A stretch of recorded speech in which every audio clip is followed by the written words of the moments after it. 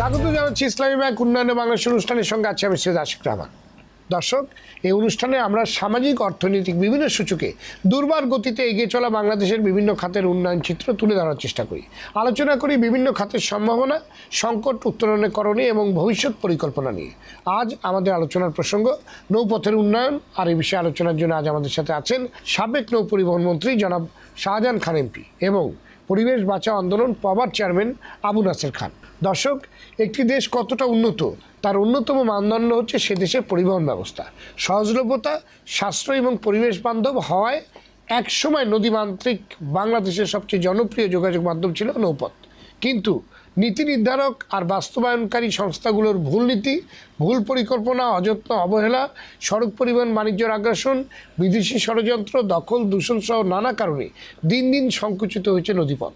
সারা দেশের নৌপথের অবস্থা এতটাই করুণ যে 25,140 কিলোমিটার নৌপথ থেকে বর্তমানে কমে দাঁড়িয়েছে বর্ষা মৌসুমে 5,923 এবং শুকনো মৌসুমে মাত্র 3,800 কিলোমিটারে, যার 80% আবার নাব্যতা সংকটের কারণে ঝুঁকিপূর্ণ। মানচিত্রে থাকলেও অনেক নদীর অস্তিত্ব নেই বাস্তবে। তবে দেরিতে হলেও বর্তমান সরকার নদী ও নৌপথের প্রয়োজনীয়তার বিষয়টি অনুধাবন করতে পেরেছে। অবৈধ স্থাপনা উচ্ছেদ, ড্রেজিং সহ গ্রহণ করেছে বেশ কিছু পদক্ষেপ। নদী দখল ও দূষণমুক্ত করতে আদালতেরও রয়েছে নির্দেশনা। থেমে থেমে চলছে বুড়িগঙ্গা ও কর্ণফুলীর তীরে উচ্ছেদ অভিযান। কিন্তু এই উদ্যোগগুলো কতটুকু পর্যাপ্ত, যথাযথ এবং কার্যকর? উদ্যোগের ধারাবাহিকতা ধরে রাখতে করণীয় কী, আর কী পদক্ষেপ নেওয়া যেতে পারে ইত্যাদি নিয়েই আলোচনা করব আজকের উন্নয়নের বাংলাদেশ অনুষ্ঠানে। স্বাগত আপনাদের আজকের আলোচনায়। জনাব আবু নাসের, শুরুতে আপনার কাছে জানতে চাই বাংলাদেশের নদী কিংবা নৌপথের যোগাযোগ ব্যবস্থা আসলে কী অবস্থায় রয়েছে? দেখেন, যেটা শুরুতে আপনি বলছিলেন যে বাংলাদেশে বড় বড় শহরগুলা সবগুলাই কিন্তু নৌপথের যেখানে নৌপথের যেখানে একটা সেন্ট্রাল পয়েন্ট, সেই সমস্ত জায়গায় কিন্তু বড় বড় শহরগুলো, এমনকি ছোটোখাটো শহরগুলোও কিন্তু নৌপথের ধারে কাছেই কিন্তু হয়েছে আর কি। কিন্তু বাংলাদেশ স্বাধীন হওয়ার পরে, বিশেষ করে 75 সালের পরে যেটা হলো ফার্স্ট প্রাইভেট প্লেনে যেটা ছিল 73 থেকে 78, এটা যদি বাস্তবায়ন হতো নৌপথ এবং রেলপথের উপরে সবচেয়ে বেশি গুরুত্ব দেওয়া হতো। কিন্তু পরবর্তীকালে যারা আসছেন তারা কিন্তু এই নৌপথ কিংবা রেলপথকে গুরুত্ব দেন নাই, শুধু সড়ক পথকে গুরুত্ব দিচ্ছেন। একদিকে সড়ক পথকে গুরুত্ব দিতে যাইয়া যে জিনিসটা হয়েছে যে এই ব্রিজের, যেখানে ব্রিজের দরকার কালভার্ট করা হয়েছে, যেখানে কালভার্টের দরকার সেখানে হয়তো একটা পাইপ দেওয়া করা হয়েছে, কিংবা ধরুন যে পানি উন্নয়ন বোর্ড যেরকমভাবে খাল বিলের সাথে এই জমির যে নদীর যে বাঁধ দেওয়ার ফলে যেটা হয়েছে নৌপথটা কিন্তু সাংঘাতিক রকমভাবে সংকুচিত হয়ে গেছে। একদিকে ধরুন বিভিন্ন ডেভেলপমেন্ট যে প্রজেক্টগুলোর নামে অপরিকল্পিতভাবে হয়েছে, বিদেশিদের প্রভাব এখানে একটা সাংঘাতিক ছিল, যার ফলে নৌপথ কিন্তু সাংঘাতিকভাবে। তদুপরি উজান থেকে যে পানি যেটা, সেটাও কিন্তু আমরা পর্যাপ্ত পরিমাণে পাচ্ছি না। এই সমস্ত কারণে নদীপথ কিন্তু সাংঘাতিকভাবে সংকুচিত হয়ে গেছে। এই নৌপথ সংকুচিত হয়ে যাওয়ার ফলে যেটা আমাদের অর্থনৈতিক যে অগ্রগতি, যেটা সেই অগ্রগতিটার পটেনশিয়ালটা আমরা পুরাটা কিন্তু কাজে লাগাইতে পারতেছি না।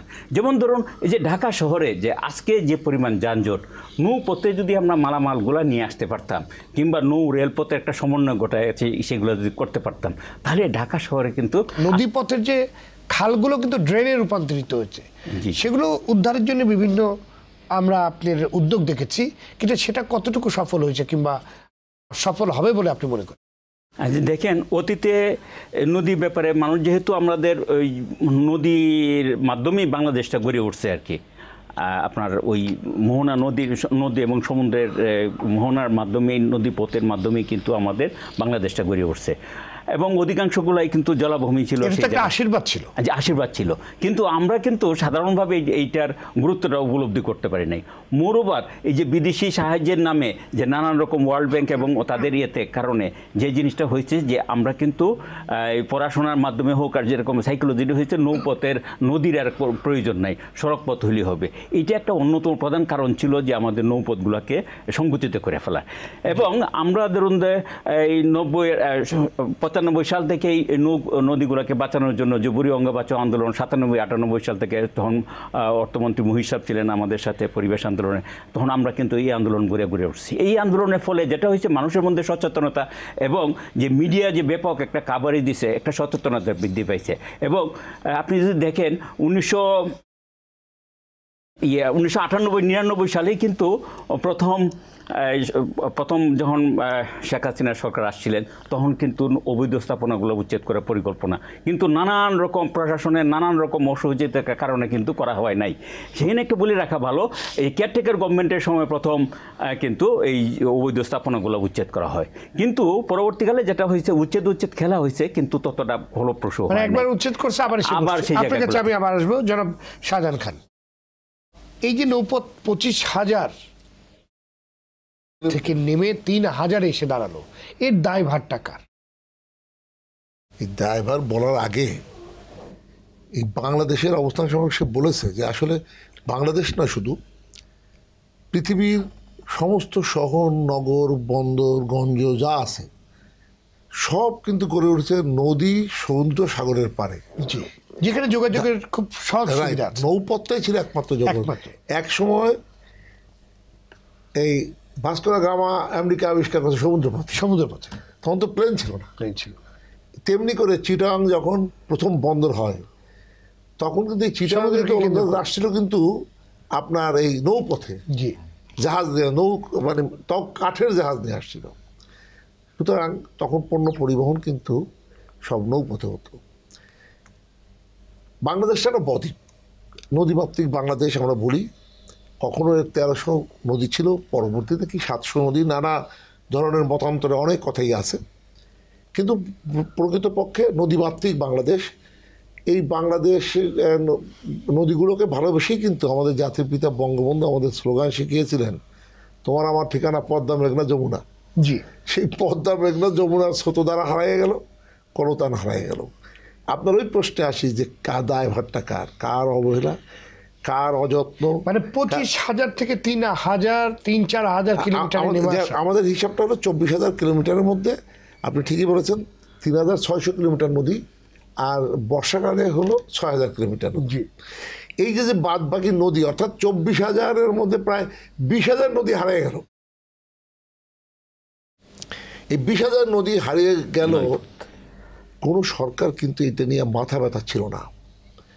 বঙ্গবন্ধু কত দূরদর্শী সম্পন্ন ব্যক্তি ছিলেন তার দৃষ্টান্ত এই, স্বাধীনতার পরে তিনি প্রথম 7টা ড্রেজার ক্রয় করেছিলেন নদী খননের জন্য। উনি জানতেন যে নদী যদি রক্ষা না পায় বাংলাদেশ বাঁচবে না, সেই কারণে 7টা ড্রেজার কিনলেন। আপনারা কি বিশ্বাস করবেন যে এরপরে কোনো সরকার একটা ড্রেজার ক্রয় করে নেই? মাটি নদী তো ওরা কোদাল দিয়ে খনন করা যাবে না, ড্রেজারের প্রয়োজন। দ্বিতীয় সরকার শেখ হাসিনার সরকার, আমি যখন মন্ত্রী হই এই প্রথম আপনার শুরু করলাম ড্রেজার সংগ্রহ করা। একটা দুইটা নয়, আমরা প্রথম মেয়াদে সংগ্রহ করলাম 14টা ড্রেজার, পরবর্তীতে 20টা ড্রেজার, এবং পরবর্তীতে আরও 35টি ড্রেজার এখন যেগুলো আপনার প্রক্রিয়াধীন আছে। এই ড্রেজার আমাদের প্রয়োজন হবে 200 ড্রেজারের। 200 ড্রেজার যদি আমাদের থাকে, তাহলে নদীগুলোকে আপনি খনন এবং তার সংস্কার, ক্যাপিটাল ড্রেজিং, মেনটেন্যান্স ড্রেজিং সবই আপনি করতে পারবেন। আমাদের এখানে যে অনেক নদী যেমন হারিয়ে গেছিল, আপনি যেটা বললেন, মংলা ঘুষিয়াখালী চ্যানেল, যেই চ্যানেল দিয়ে বাংলাদেশ ভারতের পণ্য আমদানি রপ্তানি হতো, সেই চ্যানেল যখন বন্ধ হয়ে গেল, অর্থাৎ মংলা চ্যানেলটা বন্ধ হয়ে গেল। এখানে অদ্ভুত ব্যাপারটা কি, মংলা চ্যানেলের সঙ্গে যুক্ত করে বঙ্গবন্ধু শাসন আমলে 1974 সালে উনি এই ঘুষিয়াখালী চ্যানেল খনন করেছিলেন। সেই ঘুষিয়াখালী চ্যানেল এমনভাবে খনন করা হয়েছে, ওইটা কিন্তু ভরাট হয় না, ওইটা কিন্তু মানে পলিমাটি তেমন পড়ে না, কিন্তু মংলা চ্যানেলটা এটা খুব পলিমাটি পড়ে। এই পলিমাটির কারণে মংলা চ্যানেল 2011 সালে সম্পূর্ণরূপে বন্ধ হয়ে গেল। এই নদীর মধ্য দিয়ে কিন্তু মানুষ হেঁটে পার হতো। কারণটা কি? কারণটা হলো এই নদী দিয়াতে একসময় তো জাহাজ চলতো। এই ভারত বাংলাদেশের যাতায়াতের যা নদীপথে ছিল এটা। 1980 সালে 83টা খালের মুখ, যেই মুখগুলো এই নদীর সঙ্গে সংযুক্ত, সমস্ত মুখগুলোকে বন্ধ করে দিয়ে উনি ইজারা দিয়ে দিলেন। ফলে যে এই যে পলি আসলো, পলির মানে ধর্মটা কি, সে যখন আসে তখন কিন্তু বিভিন্ন জায়গায় ছড়ায় যায়, আর যখন ফেরে পানিটা তখন কিন্তু ওই পলি বিভিন্ন জায়গায় পড়তে আসে। আগে কি হতো, এই সমস্ত 83টা খালের মধ্যে ঢুকতো, আবার যখন ভাটার সময় পানি নামতো তখন ওইখানে পলি পড়তে সে বের হতো, যে কারণে নদীটা কিন্তু এর আগে এইভাবে ভরাট হয়নি। 11 সালে সম্পূর্ণরূপে বন্ধ হয়ে গেল। ওই যে বন্ধ করে দিল, সমস্ত পলি নদীর মধ্যে পড়লো, সম্পূর্ণ বন্ধ হয়ে গেল। আপনার মনে আছে তখন এই যে সুন্দরবনের মধ্য দিয়ে জাহাজ চলাচল করতো, আমরা কিন্তু বহুবার খনন করার চেষ্টা করছি, কিন্তু আপনি এই খালের মুখগুলো ওপেন না করে আপনি রাখতে পারবেন না। তারপরেও কিন্তু আমরা একরকম বলতে গেলে চ্যালেঞ্জ দিয়ে আমরা সেটা খনন করলাম, এবং লুপ কাটিং করে 7 কিলোমিটার নদীও কিন্তু আমরা বন্ধ করে নতুন করে জমির মধ্য দিয়ে আমরা মানে অর্ধেক কিলোমিটার, 7 কিলোমিটারকে কমায় এনে আমরা হাফ কিলোমিটার, অর্ধেক কিলোমিটারের মধ্যে আমরা নিয়ে এলাম। এরপরে এটা জাহাজ 12 ফুটের গভীরতা সম্পন্ন জাহাজ এখন এই মংলা চ্যানেল দিয়ে, ঘুষিয়াখালী দিয়ে আপনার ভারত যাতায়াত করে।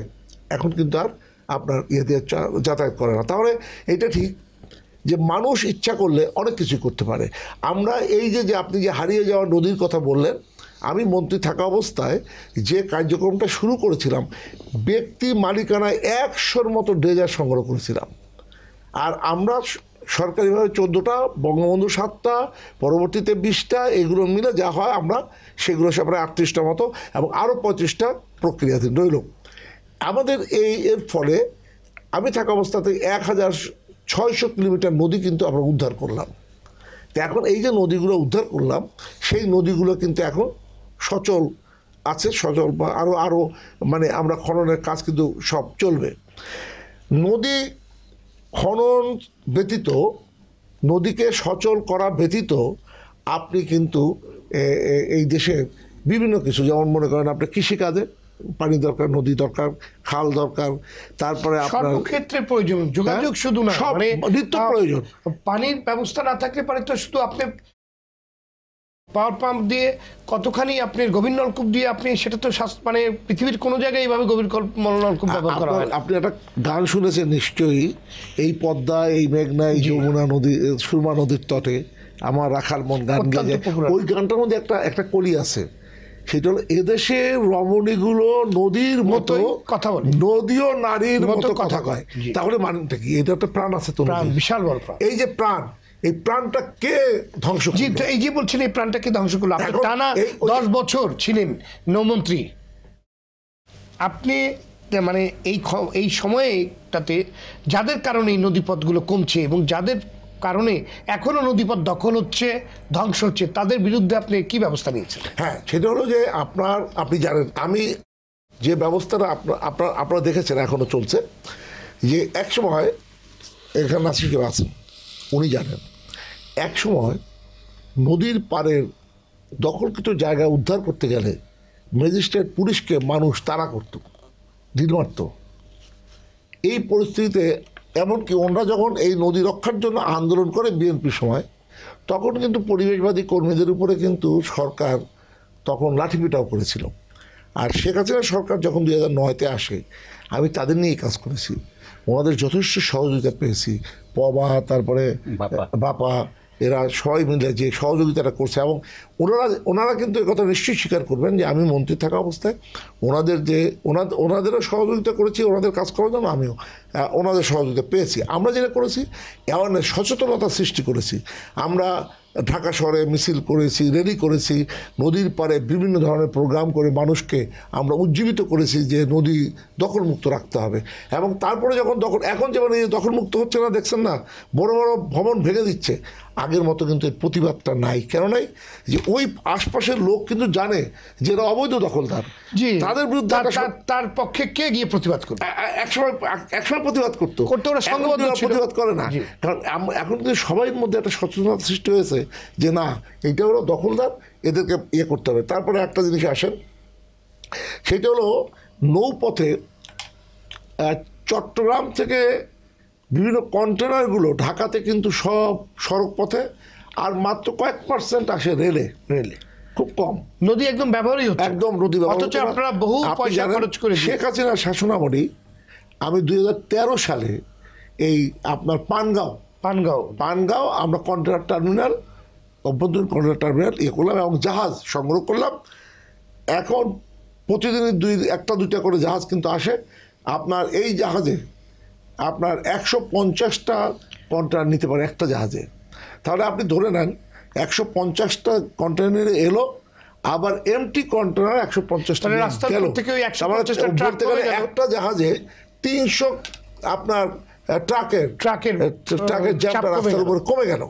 এই যে ইয়েটা কমলো, আমরা কিন্তু এইটাকে উৎসাহিত। অভিযোগ আছে যে আপনারা ওটা করেছেন ঠিকই, কিন্তু ওই জায়গায় যাতায়াতের কিংবা ওই জায়গায় কন্টেনার ঘোরানোর কিংবা অল্প কিছু ব্যবস্থা নিলেই নাকি এই জায়গাটা আরো বেশি আপনার সুবিধাজনক হতো। আপনি যেটা বলেছেন ঠিকই, এইটা হলো যে আপনি ঢুকতে গেলে বুড়িগঙ্গা ব্রিজটা পার হলে আপনার বাম দিকে যে টার্নটা নেবেন ওই জায়গাটা টার্নিংটা প্রবলেম আছে, এবং এটাকে আমি মন্ত্রী থাকা অবস্থায় এটার উপরে আমরা মন্ত্রণালয় এবং সড়ক পরিবহন মন্ত্রণালয় সহ বসে আমরা কিন্তু ওই জায়গাটাকে কীভাবে হবে সেটা ডিজাইন ওনারা তৈরি করছেন, এক্সপার্টরা তারা করে ওইটা কোনো সমস্যা হবে না। আমার মনে হয় ওই জায়গাটাকে যদি একটা জাহাজের বদলে আরো 4টা আনা যায় এবং আরো বেশি কন্টেনার পাঠানো যায়, তাহলে পরে কিন্তু ঢাকা চিটাগাং রোডের উপর অনেক চাপ কমে যাবে, অনেক সুলভে মানুষ পাঠাতে পারবে। এই ক্ষেত্রে সরকারের কোনো মানে উৎসাহিত করার জন্য স্পেশাল আরো কিছু আপনি আমরা যখন প্রথম এটা করি তখন কেউ কন্টেনার খারাপ হতে চাইতো না। এই যে বললেন উৎসাহিত করা, কত সভা করতে হয়েছে, এবং তাদেরকে এই মানে যারা আপনার এক্সপোর্টার ইম্পোর্টার বা শিপার্স যারা, তাদেরকে বিভিন্নভাবে দাওয়াত দিয়ে এনে খাওয়াইছি, তাদের নিয়ে বসছি, মিটিং করছি, শুনেন, এবং পানি কিন্তু জল উপর থেকে গড়ায়, আপনি যদি সুবিধা না করে দেন তাহলে ওই লাভ হবে না। আপনাকে বলি সুবিধা হয়েছে বলেই আপনার প্রথম বৎসরে আপনার 200-400 আপনার আসছে কন্টেনার, সেটা বাড়তে মাত্র 3-4 বছরের মাথায় গিয়ে কিন্তু 25,000 কন্টেনার এটা তো লাখ এখানে হ্যান্ডেলিং হচ্ছে না। এখন হচ্ছে, এখন আরো হবে, কারণ যতই আপনি মানুষ উৎসাহিত হবে, আপনি যত কথাই বলেন, আপনি মনে করেন আমাদের দক্ষিণাঞ্চলের মানুষ যারা, তারা দেখবেন একসময় আমরা আরিচা দিয়ে আপনার দক্ষিণাঞ্চলে যেতাম, তখন মানে বাধ্য হয়েছি, কিন্তু এখন মাওয়া দিয়ে যখন যাতায়াত করি তখন আমরা অভ্যস্ত হয়ে গেছি মাওয়া দিয়ে যাওয়ার। একসময় কিন্তু মাওয়া দিয়ে যখন প্রথম চালু হলো, যারা এক্সপোর্ট করে তারা কিন্তু তাদের কন্টেনারটা পৌঁছে দিতে সাশ্রয়ী মূল্যে, ওই জায়গাতে যদি তারা সুবিধা পায় অবশ্যই পাঠাবে, রাস্তার উপর চাপ কমবে, তারাও নির্বিঘ্নে জিনিসটা পাঠাতে। আপনার কাছে আবার আসবো জনাব আবু নাসির খান।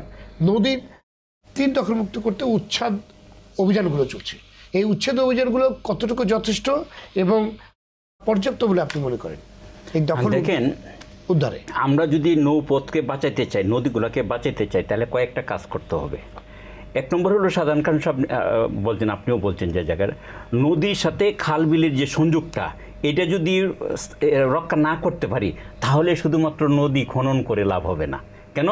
কারণ ওই যে যেটা বলছেন পলিমাটি সব নদীতে পড়বে, সেই জন্য প্রথমেই যেটা করার একটা ইকোসিস্টেম, অর্থাৎ সামগ্রিকভাবে একটা মাস্টার প্ল্যান করে নদীগুলোকে খালবিলের সাথে সংযুক্ত, তো আপনার খালবিলগুলোকে বন্ধ করে দেওয়া হয়েছে। এক্স্যাক্টলি, সেইটাকে কিভাবে উন্মুক্ত করা যায়, সবগুলো হয়তো করা যাবে না, কিন্তু যতদূর সম্ভব খালবিলের সাথে নদীর যে সংযোগটা সেটা একটু বাড়ানোর চেষ্টা করতে হবে। 1, উদান থেকে পানি যতটুকু বাড়ানোর চেষ্টা করতে হবে। 2, 3 নম্বর হলো এই যে ড্রেজিং করা, খনন আর ড্রেজিং এক জিনিস না, কিন্তু খনন দুইভাবে করা যায়, ড্রেজিং দিয়েও করা যায়, এমনিতেও করা যায়। এই জিনিসটা কিন্তু আমাদের মনে রাখতে হবে।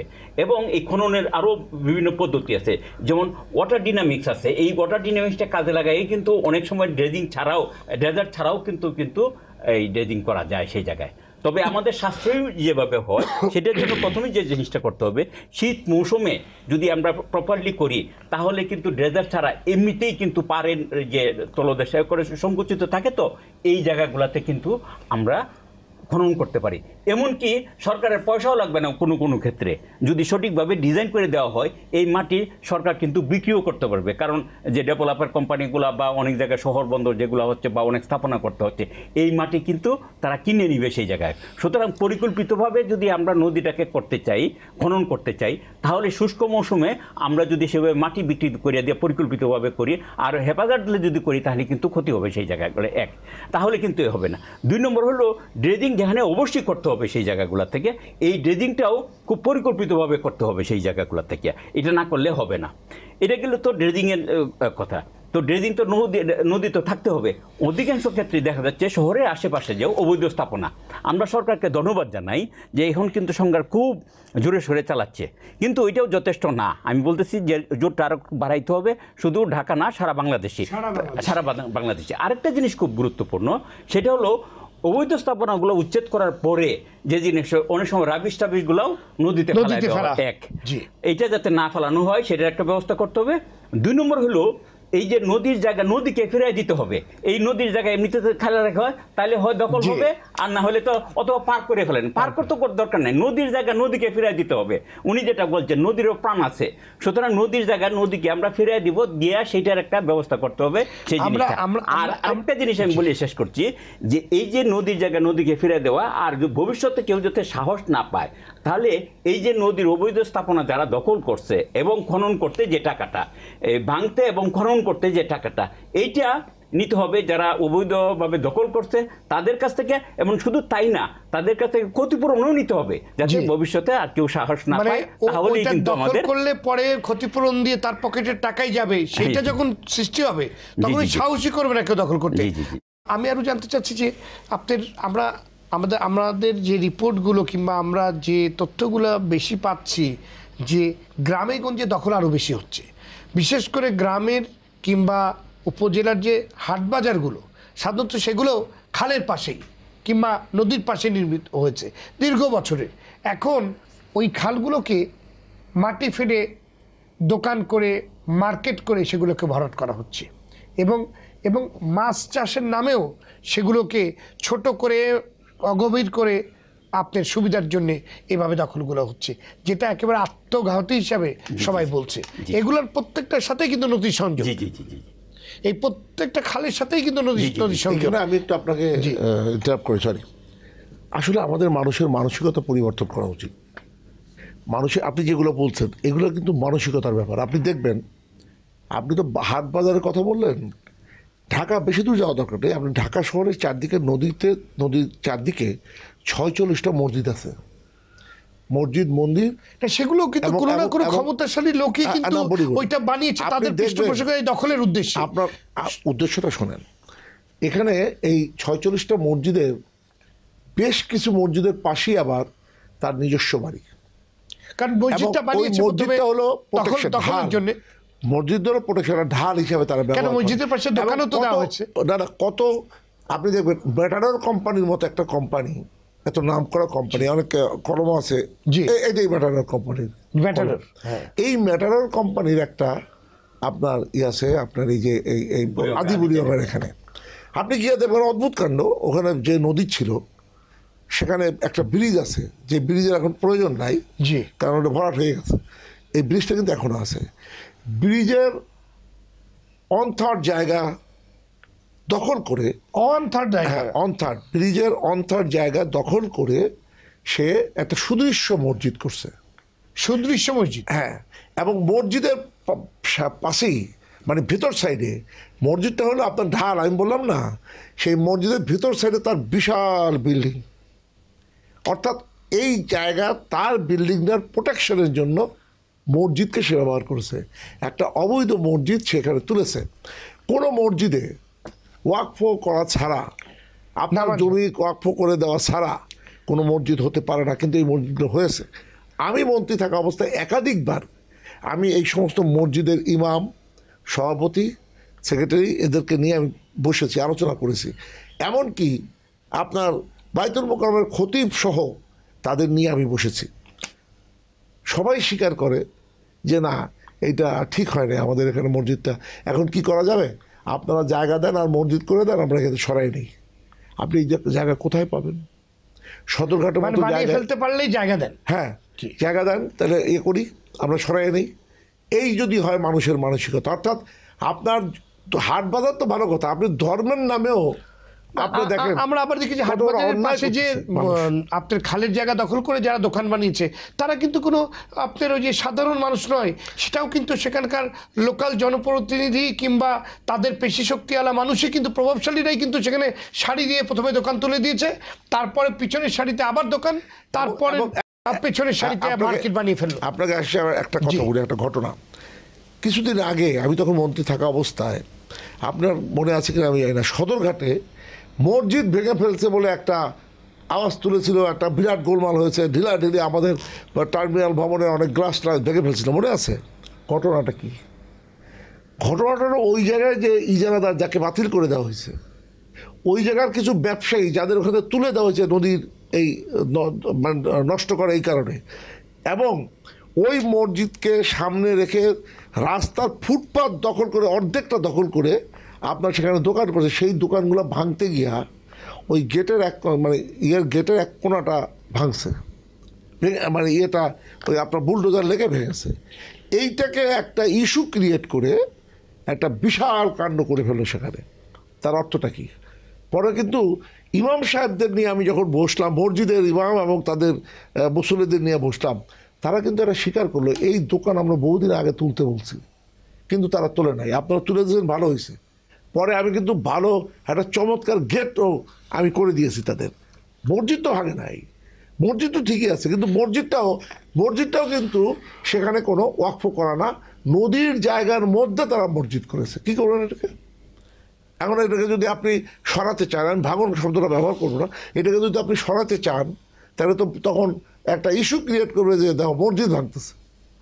কিন্তু এই মানসিকতা আমি ওই কারণে গুরুত্ব দিচ্ছি, শুধু এটা না, মানসিকতা, অর্থাৎ এটা তো ঢাকার কথা বললাম। আপনি যেটা বললেন, আমার প্রশ্ন, এই যে বললেন নদীর জায়গার উপরে মসজিদটা বানিয়ে ফেলেছে, সেই মসজিদটা নিশ্চয়ই একদিনে বানায়নি, এটা অন্তত বছর খানেক ধরে মসজিদটা বানিয়েছে, কিন্তু যাদের এগুলো দেখার কথা ছিল যে এটা একটা অবৈধ জায়গায় অবৈধভাবে এটা বানাচ্ছে, এই মসজিদটা বানাচ্ছে, কিছু আপনি বলেন তো যে 12তলা 10তলা 12তলা বিল্ডিং যে এখন ভাঙছে BIWTA, এটা কি একদিনে করে উঠছে? কিন্তু আমার প্রশ্নটাই তো না, অদ্ভুত ব্যাপার হলো যে রাজুকের কোনো অনুমোদন নাই, এত বড় বড় বিল্ডিং নদীর মধ্যে করে উঠলো। রাজুকের অনুমোদন নাই, সে সময় যারা দায়িত্বে ছিল তাদেরকে শাস্তির আওতায় আনা উচিত। না, এখন তো আপনি এর মধ্যে অনেকে মরে গেছে, আমি নাম বলা উচিত না।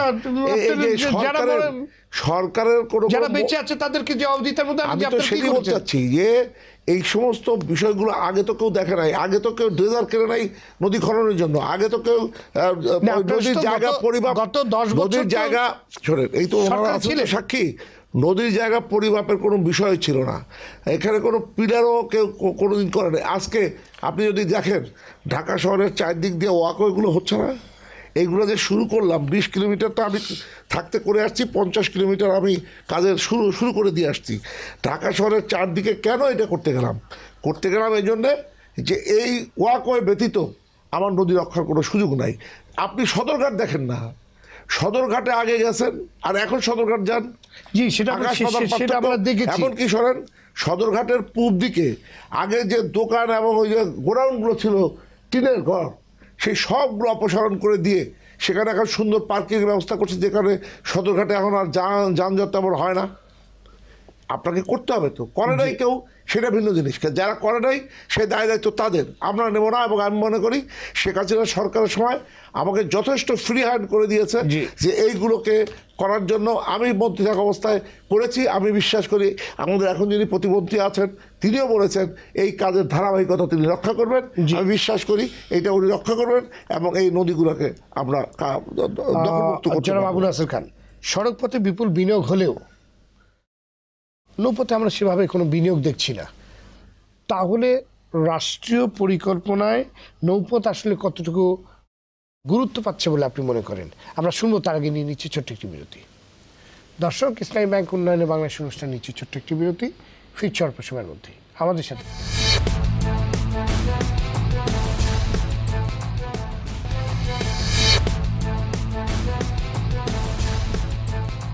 বিরতির পর আবারও স্বাগত ইসলামী ব্যাংক উন্নয়নে বাংলাদেশ অনুষ্ঠানের সঙ্গে আছে আমি সৈয়দ আশিক রহমান। আজ আমরা কথা বলছি নৌপথের উন্নয়ন নিয়ে। আলোচনা করছেন সাবেক নৌ পরিবহন মন্ত্রী জনাব শাহজাহান খান এমপি এবং পরিবেশ বাঁচাও আন্দোলন পবার চেয়ারম্যান আবু নাসের খান। আমার জন্ম আবু নাসের খান। বিরতির পূর্বে আপনার কাছে যে প্রশ্নটি আমার ছিল যে রাষ্ট্রীয় পরিকল্পনায় আমরা সড়ক পথে অনেক বিনিয়োগ দিচ্ছি, কিন্তু নৌপথ কতটুকু গুরুত্ব বহন করছে কিংবা কতটুকু গুরুত্ব পাচ্ছে? দেখেন, আমরা যদি দেখি প্রথম যে 5-year প্ল্যান ছিল 1973 থেকে 78 সাল পর্যন্ত, ওইখানে কিন্তু নৌপথের অনেক বেশি গুরুত্ব দেওয়া হয়েছিল, রেলপথেও অনেক গুরুত্ব দেওয়া হয়েছিল। কিন্তু 75-এর ঘটনার পরে কিন্তু নৌপথকে একেবারেই গুরুত্ব দেওয়া হয়নি, রেলকেও সংকুচিত করে ফেলাইছে সেই জায়গায়। যার ফলে এবং সড়ক পথকে প্রাধান্য দিতে যায় অনেক সময় নদীগুলাকে হত্যা করা হয়েছে রীতিমতো।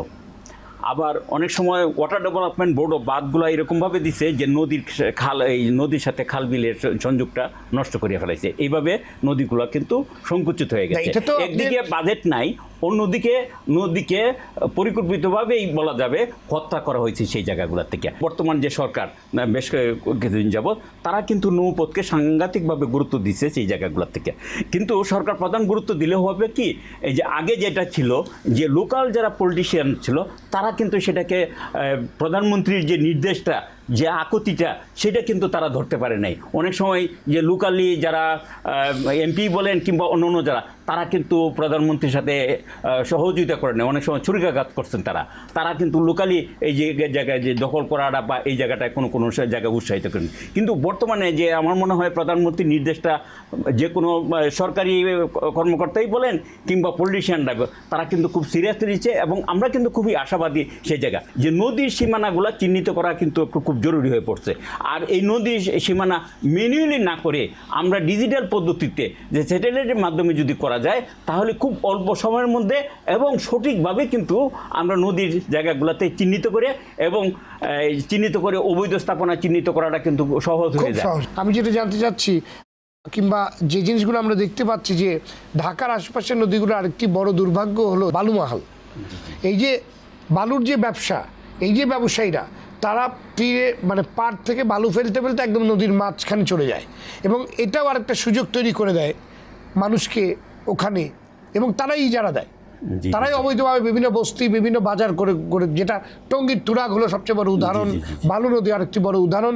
এই জায়গায় আসলে আপনাদের কি ধরনের পদক্ষেপ ছিল সরকারকে দৃষ্টি আকর্ষণ করার জন্য যে এই জায়গায় যে এই প্রবলেমগুলো রয়েছে? টঙ্গীতে অন্তত 30-40 বার কিন্তু আমরা যাই মানববন্ধন করছি এখানে, এবং মিডিয়ার মাধ্যমে দৃষ্টি আকর্ষণ করেছে সরকার এবং সংশ্লিষ্টদের কাছে।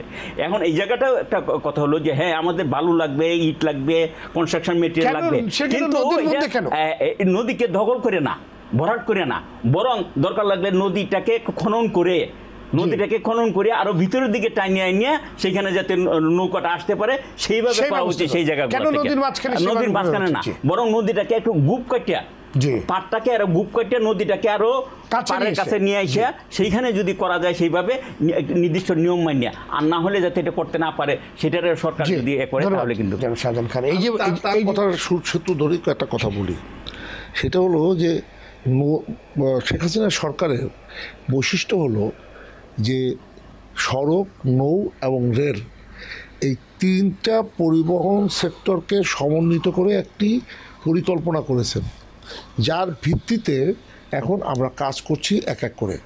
এই কাজের অনেকেই উনি জানেন। নদী, আমরা যে কথাটা এলো বাস্তবতা, এটা অনেকে আমার সঙ্গে দ্বিমত করতে পারেন, কিন্তু বাস্তবতা হলো এই, আজকে যদি বলি নদীর জায়গায় নদীকে ফিরিয়ে দিতে হবে। যেই নদী আজ থেকে বেশি দিন আগে না, 15-20 বছর বা 25 বছর আগে যেই নদীর অবস্থান ছিল 5-7 কিলোমিটার দূরে, সেখানে কিন্তু আর আপনি নদী নিতে পারবেন না। আর আমাদের দেশের এখন যে বড় বড় নদীগুলো, এই নদীগুলোর অনেকগুলো নদী যেখানে আপনি চড়া পড়ে কিন্তু একদম ভরাট হয়ে যাচ্ছে। যেটা মাননীয় প্রধানমন্ত্রী বলেছিলেন যে যে জায়গায় প্রয়োজন আমরা চ্যানেলকে ছোট করে আমরা ল্যান্ড রিক্লেম করব, জমি কি বলে জমি উদ্ধার। এই যে যেটা একদম দৃশ্যমান চোখের সামনে আছে যে এই যে তুরাগ এবং বালু নদীর যে এই যে বালু মহলের যে একটা বিশাল বড় চক্র, সেগুলোকে এটা বালু মহলের চক্র না। বিষয়টা হলো যে তারা বালু মহল থেকে বালু এনে এটা ভরাট করছে, এইটা বালু মহল না। বালু মহল হলো যেমন মনে করেন বালুটা নিয়ে এসে এখানে তারা ল্যান্ডিং করে, একটু ক্লিয়ার করে, এই জন্য এটা বালু মহল না, এটা আপনার মানে এটা ছোটখাটো বালু মহলে পরিণত হয়েছে আর কি। আমরা কারণ ওখান থেকে বালু মহল ওখান থেকে কিনে নিয়ে যাচ্ছে। আমি সেটাই, বালু মহল হলো ওইটা, যেমন মুন্সিগঞ্জের নদী, সেই নদীর থেকে বা বলকেট দিয়ে, যেটা আসলে অবৈধ, সেই বলকেট দিয়ে সেখানে বালু এনে ওইটা এনে এই সব জায়গা ভরাট করছে, বালু মহল ওইটা, এইটা তারা ভরাট করতেছে। তুরাগ এবং আপনি যেটা বলছেন বালু তুরাগ, বালু তুরাগ কেন, বুড়িগঙ্গা, আমি যেটা বলতে চাচ্ছিলাম, এই সকল নদী, আপনি একদম সঠিক কথাই বলেছেন। বালু মহল থেকে বালুগুলো নিয়ে এসে তারা এইসব জায়গায় ফেলছে বিক্রির জন্য। তো এখানে ছোট খাটো, এখানেও আমি বলতে চাচ্ছিলাম যে একটা বালু মহল তৈরি করে, যে এখান থেকে তারা বালুর হাট বাজার ব্যবসা করছে। কিন্তু এটা করতে গিয়ে তারা কিন্তু আসলে জায়গাটা আরো বড় দখল করবে। সেটি শুধু তাই না, আমাকে দেখেন প্রায় 70-80 মিটার পর্যন্ত ভিতরে চলে গেছে, ভিতরের দিকে চলে গেছে। আপনাকে একটা উদাহরণ দেই, যে আপনি আশুলিয়া রাস্তায় ঢোকার সময় হাতের বাম দিকে আমাদের একটা ল্যান্ডিং স্টেশন দেখছেন, ওটার পাশে কি করেছিল, পুরা জায়গা ভরাট, ওটাকে নদীর জায়গা, পুরা জায়গাটা ভরাট করে গাড়ি পার্কিংয়ের ব্যবস্থা করেছিল। এটা আমি মন্ত্রী থাকা অবস্থায় সেইটাকে সমস্ত মাটি অপসারণ করে দিয়ে এখন সেখানে আমি একটা ওই পার্কের মতো, অর্থাৎ মানে ওই জায়গাটা বড় লেক করে দিয়েছি, এবং সেটা হওয়ার কথা, পার্কটা হবে। তো আমার কথা হলো যে নদীর প্রতি মানুষের যে দরদ ভালোবাসা, যে কথাটা বলছিলাম, যে এই মানসিকতা যদি সৃষ্টি না করা যায়, নদী কিন্তু রক্ষা করা কঠিন হবে আমাদের জন্য। আমরা দেখেছি হাতির ঝিল এবং ঢাকা শহরের চারপাশের নদীগুলোতে আপনি একটি ওয়াটার বাসের ব্যবস্থা করেছেন, সেটা মুখ থুবড়ে পড়লো। এটা না, আপনার এই হাতির জেলে যেটা সেটা চলছে, সেটা আছে, সেটা আমাদের না, নৌ পরিবহন মন্ত্রণালয় থেকে আমরা যেটা করেছিলাম, সদরঘাট থেকে আমরা আপনার ওই আমিনবাজার পর্যন্ত, ওই মিরপুর ব্রিজ পর্যন্ত আমরা সেখানে ওয়াটার সার্ভিস চালু করেছি, ওয়াটার বাস সার্ভিস চালু করেছিলাম। সমস্যা, আমরা কিন্তু চারদিক নদী খননও করেছিলাম। এই সমস্যা যেটা হলো সেটা হলো যে এইটা একটু সময় বেশি লাগে, প্লাস দুর্গন্ধের কারণে মানুষ এটা উঠতে চায় না, দুর্গন্ধে মুখ থুবড়ে পড়েছে। তাদের পরিকল্পনার ত্রুটিটা কোথায়, এটা তো আমি তো আর বিশেষজ্ঞ না, পরে আমি আবার এটা দেখে পরিকল্পনা পরিবর্তন করে দিয়েছি।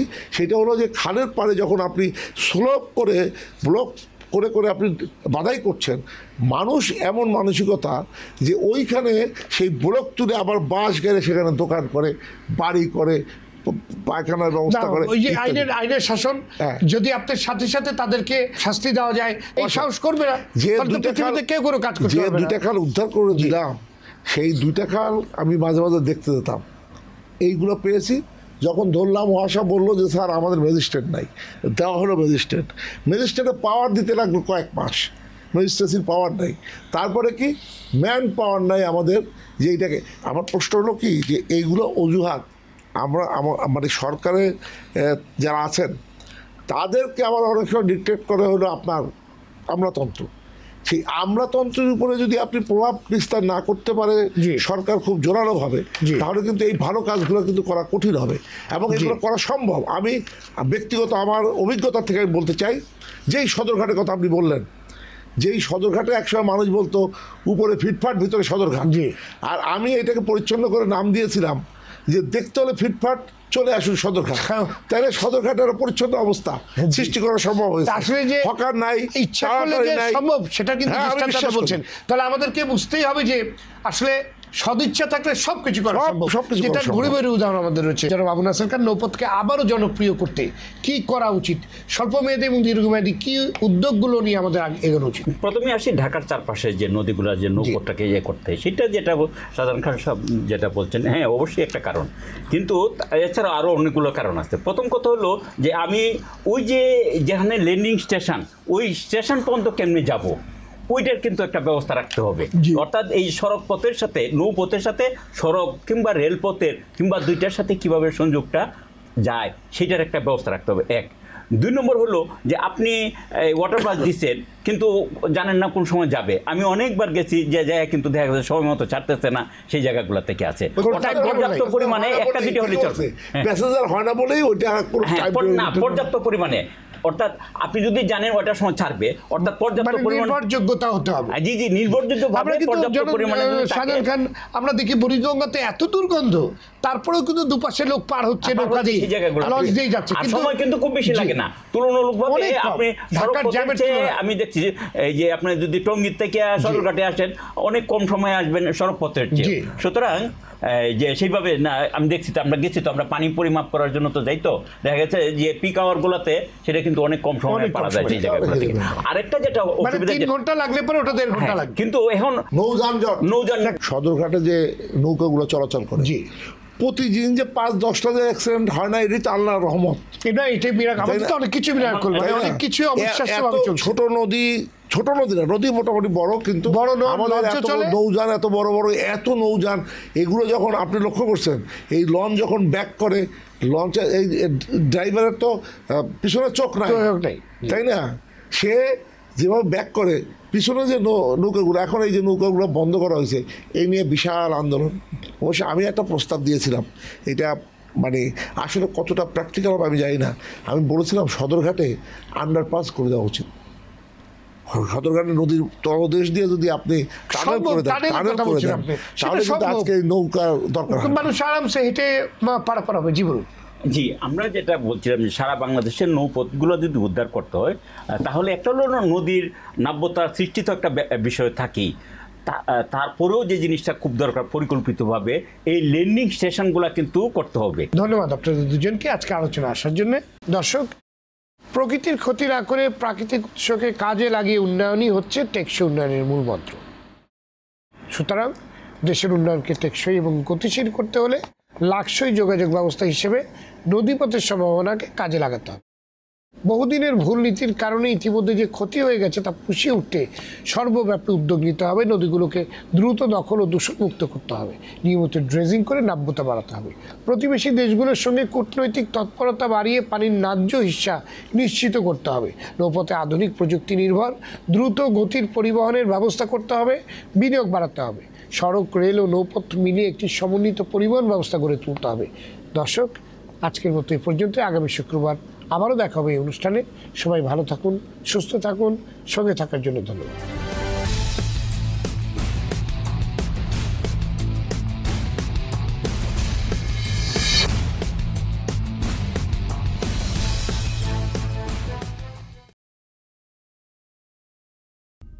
তোমাকে